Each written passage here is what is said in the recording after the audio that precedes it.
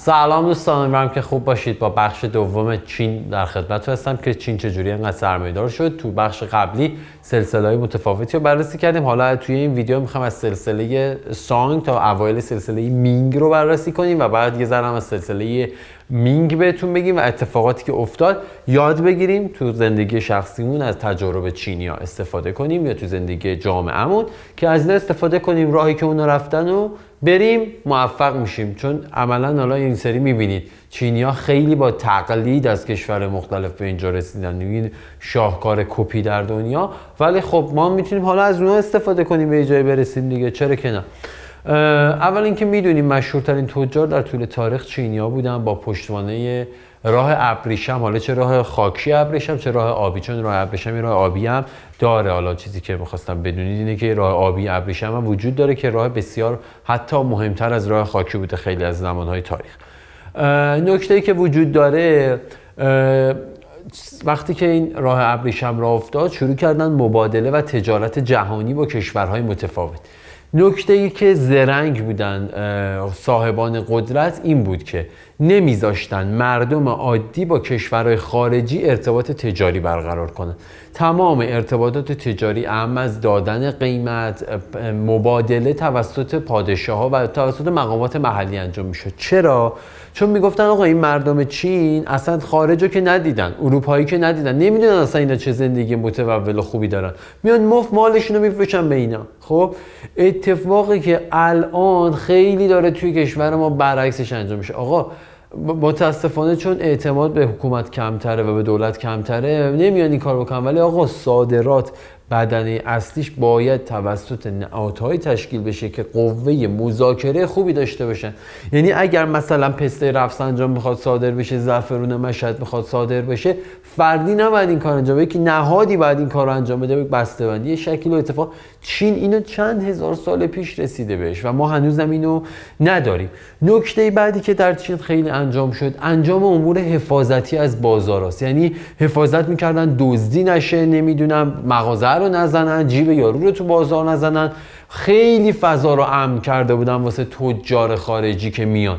متاسفانه تو کشور ما الان اینجوری نیست. اون چیزی هم که حالا خودتون میدونید. اتفاقی که افتاد بعد از اومدن مغول‌ها قضیه جالب شد. قبل مغول‌ها اینا می‌خواستن تجارت کنن، راهزنه میزد، نمیدونم میرفتن یه کشور دیگه، کشور خالیشون میکردن، جیبشون رو خالی میکردن. مغول‌ها که اومدن کلا چنگیزخان مغول بالا تا پایین جاهایی که چینی‌ها تجارت میکردن، از راه ابریشم تا حتی رسیدن به آفریقا، همه رو هر چی بود کشت. هیچ راهزنی دیگه نمونه، یعنی اصلا جنبنده ای نذاشت رو زمین بمونه تو اون کشور، هر چی بود کشت. راهزنان هم کشت. در نتیجه امنیت راههای تجاری به وجود اومد.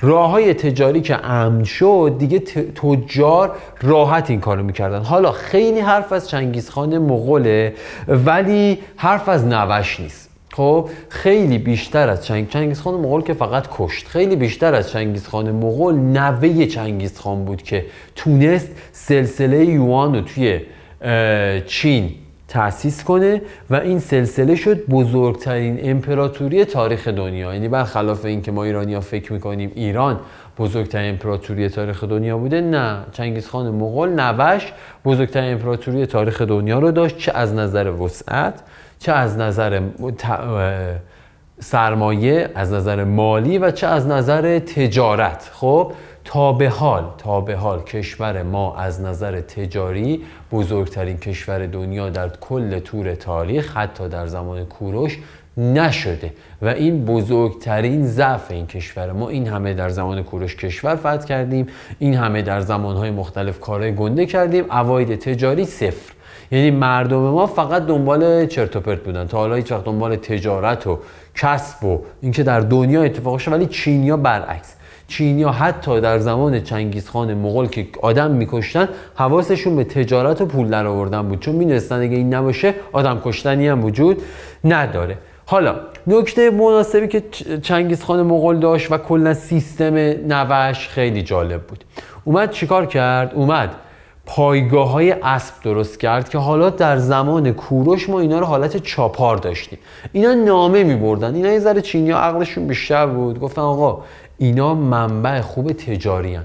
پایگاه‌های 20 مایلی 50 مایلی درست کردن، از این پایگاه تا اون پایگاه، از این پایگاه تا اون پایگاه. این 20 مایلی 50 مایلی ها واسه امنیت بود، ولی دیگه امنیتی در کار نبود. همه از این مغولا میترسیدن، شروع کردن از این اسبا واسه تجارت استفاده کردن، بارو میذاشتن و انتقال ها سریع شد. در نتیجه چون جنس سریع میرسید، پول هم سریع برمیگشت. در نتیجه اقتصاد چین شروع کرد به پیشرفت کردن.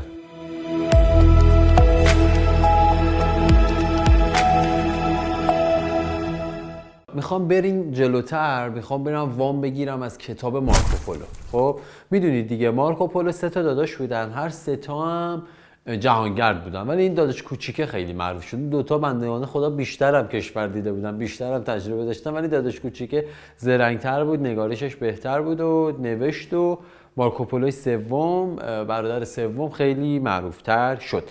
مارکوپولو 24 سال تو چین زندگی کرد و لقبی که به کوبلای خان، نوه چنگیز خان بود، سلسله درست کرد، داده بود، بزرگ ارباب اربابان بود.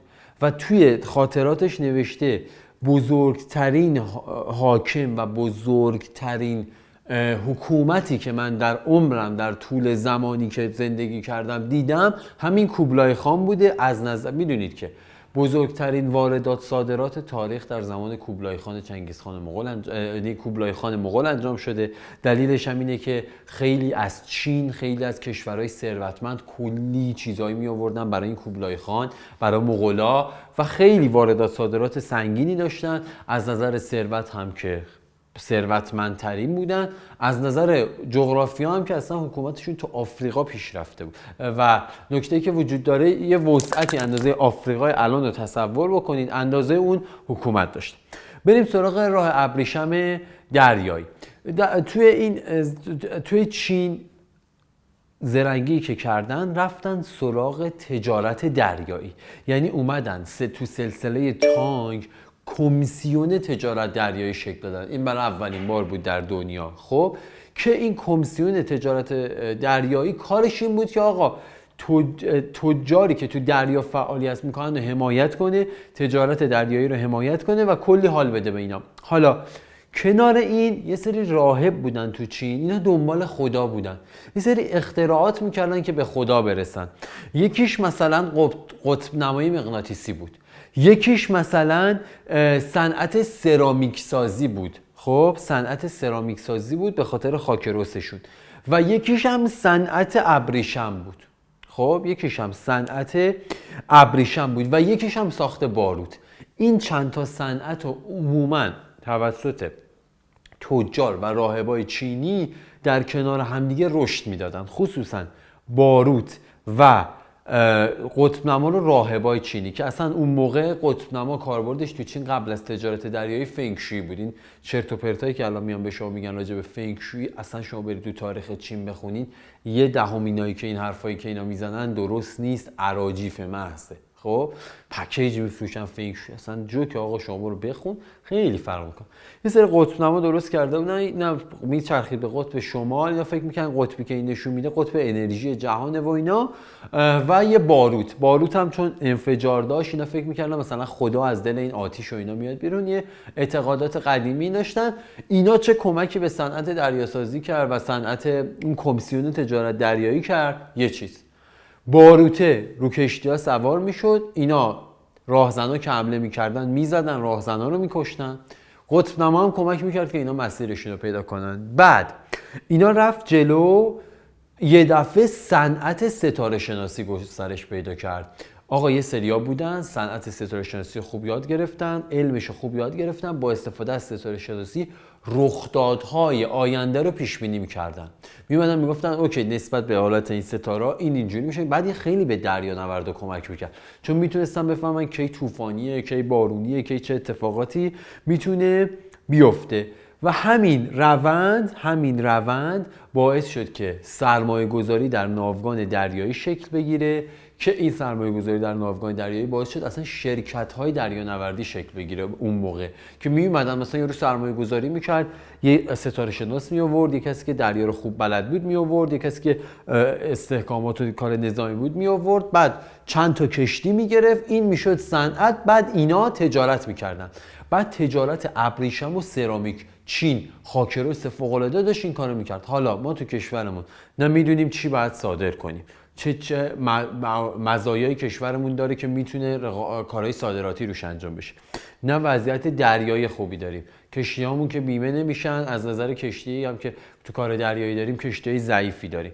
یعنی عملاً چیزی که چینی‌ها چند هزار سال پیش داشتن ما الان در عصر حاضر نداریم. تا وقتی همینا درست نشه از نظر تجاری ما خیلی خیلی ضعیف خواهیم بود. همینا باعث شد تو سلسله تانگ بندر گوانژو شکل بگیره که این بندر بزرگترین بندر تجاری در اون زمان بود. یعنی همین صنعت دریانوردی و شرکت‌های کشتیرانی و کمیسیون تجارت دریایی باعث شد که صنعت چین، به یکی از دلایل پولدار شدن چینی‌ها همین صنعت دریانوردی بوده. و با کمک کوبلای خان چین تبدیل شده بود به امن‌ترین و بهترین کشور برای مسافرها. نه دزدی میشد.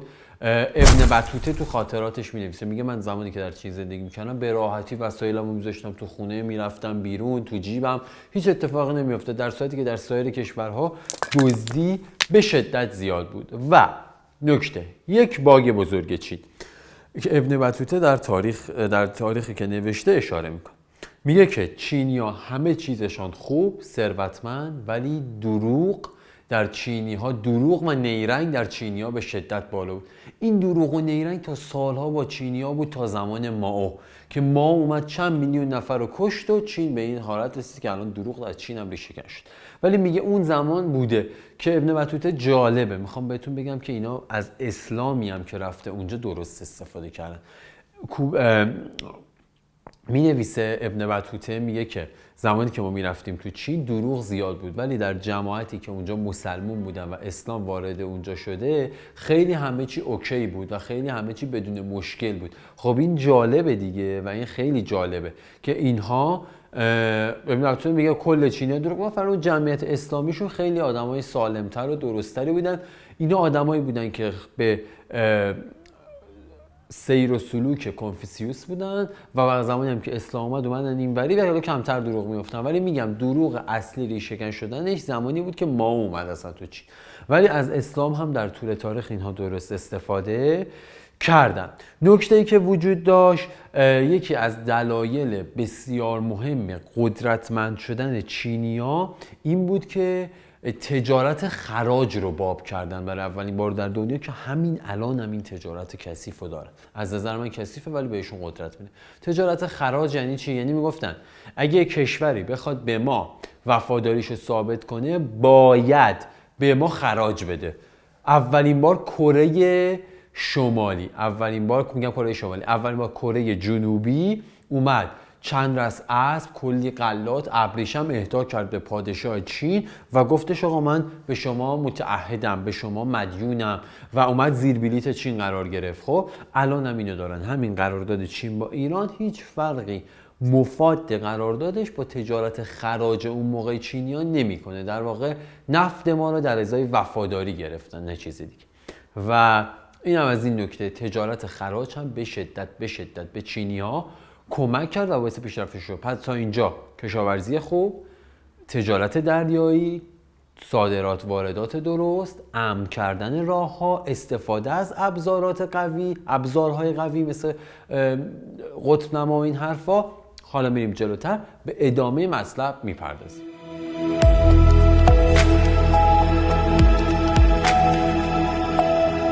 خب توی سلسله تانگ تقریبا اولین کپی برداری های چینی‌ها شروع شد. یعنی چینی‌ها فهمیدن با کپی برداری خیلی خوب میتونن پیشرفت کنن. اینا تو صنعت دریانوردی مشکل داشتن، اومدن کپی کردن کشتی‌هاشونو از اعراب و از هندیا، کشتی بادباندار ساختن. همین تقلید انقدر پیشرفت کرد که تونستن اولین اقیانوس پیماها رو بسازن. چینی‌ها چند هزار سال پیش تو اقیانوس سفر میکردن و تجارت میکردن. خب ببینید چقدر این تقلیده میتونه خوب باشه، تقلید درست و تقلیدی که خودت پیشرفتش بدی. حالا تا اینجا اومد و اتفاق افتاد. حالا میخوام بریم سر سراغ سلسله مینگ. در اواخر دوره کوبلای خان که نوه چنگیز خان مغول بود، شرایط خیلی در چین بد شد. قحطی شدید، فشار اقتصادی بسیار، همین شرایطی که الان کره شمالی داره. خب یعنی شما هر چقدر دیکتاتور باشی، هر چقدر فشار بیاری، آخرش میشه کره شمالی و میشه قحطی مردمت. اوکی، یعنی فرقی نمیکنه، میشه گشنگی، میشه بدبختی. یعنی شما هر جایی در هر کشوری گشنگی و بدبختی دیدید، دنبال یک حاکم مستبد و دیکتاتور بگردید و سیستم های دیکتاتوری و کمونیستی. حالا شاید اسمش کمونیستی نباشه ولی قطعا روش و سیاقش کمونیستی. حالا در اوایل مردم ریختن و سلسله کوبلای خان پاشید و مردم ریختن اونجا رو گرفتن و سلسله مینگ به وجود اومد. سلسله مینگ با توجه به اینکه خیلی در زمان کوبلای خان مردم تحت فشار بودن و اینا و مساوات و برابری برقرار نبود، سلسله مینگ یه دفعه اومد زد تو الهیات و کنفوسیوس و گفت آقا مساوات باید برقرار بشه، برابری بین همه باید برقرار بشه، همه باید یه جوری غذا بخورن، یه جوری لباس بپوشن. کره شمالی الان خیلی اتفاق افتاد، اصلا میومد خانواده ها رو از هم جدا میکرد، 10 تا میکرد، میگفت این 10 تا مثل همین 10 تا است. کار عجیب غریب، خیلی قوانینش به شدت. و بعد چون صنعت در کنفوسیوس خیلی روی کشاورزی میچرخه، اینا رفتن رو کشاورزی و به خاطر تمرکز رو کشاورزی کم کم تجارت کم رنگ‌تر شد. ولی همین سلسله مینگ با اینکه کلی به تجارت ظلم کرد، ولی بسترهای تجارت رو دوباره درست کرد. چرا؟ چون سیستم مالیاتی گذاشت. سیستم مالیاتیش 2 حالت بود: یا خراج داشتی میدادی، یعنی کشاورز بودی مسئول کشاورزی تو میدادی، اگر نداشتی آدم عادی بودی باید کار میکردی واسه دولت. کارگری مالیاتی رو آغاز کرد. این کارگری مالیاتی کلی باعث شد دولت مثلا میخواستن یک شهری رو درست بکنن، دولت حساب کتاب میکرد، مثلا میگفتش خب من اگه بخوام اینو درست کنم مثلا باید یه هزینه مثلا مثال بهتون میزنم 50 براش انجام بدم. میگفتش که خب الان من بیام اینو از کارگرها بیگاری بکشم اصطلاحاً، به راحتی این انجام میشه بدون پول. اسمشو گذاشت کارگری مالیاتی. در زمان سلسله مینگ خیلی 3 تا شهر خیلی بزرگ ساخته شد برای چین، کلی بندر و کلی آبراه و کلی کانال و که اینا همه از زمان کوبلای خان مونده بود و به دلیل اینکه کوبلای خان خیلی آدم جنگجویی بود و اینا اصلا به ساخت و ساز و آبادانی اهمیت نمیداد، کلی اینا ساخته شد و اصطلاحاً بستر تجارت دوباره شکل گرفت. یعنی کلی مردم کارگری کردن و این شکل گرفت و 100 سال این اتفاق نامید. یعنی سلسله مینگ 100 سال اولش همین بود، یعنی با فشار و بیگاری روی مردم اومد کلی راه ساخت، کلی جاده ساخت، کلی شهر ساخت و این اتفاق افتاد. پس یک چیزی که ما میفهمیم، چه چند هزار سال پیش باشه چه الان، باید سازندگی باشه، راه درست ساخته بشه، جاده درست ساخته بشه، شهرهای درست ساخته بشه. حالا الان با عناصر امروزی و مدرن تا اینا نباشه هیچی پیشرفت نمیکنه.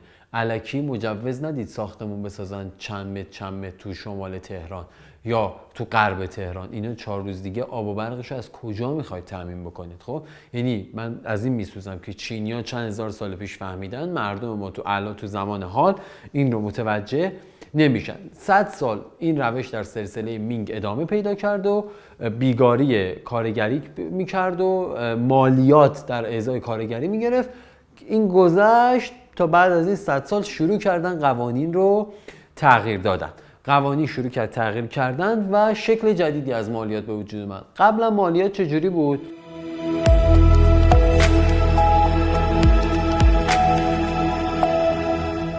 قبلا به این شکل بود که می اومدن میگفتن آقا یه چینی ساز اگه 12 ماه کار میکنه 9 ماه میتونه برای خودش کار بکنه، 3 ماه باید رایگان واسه دولت کار بکنه.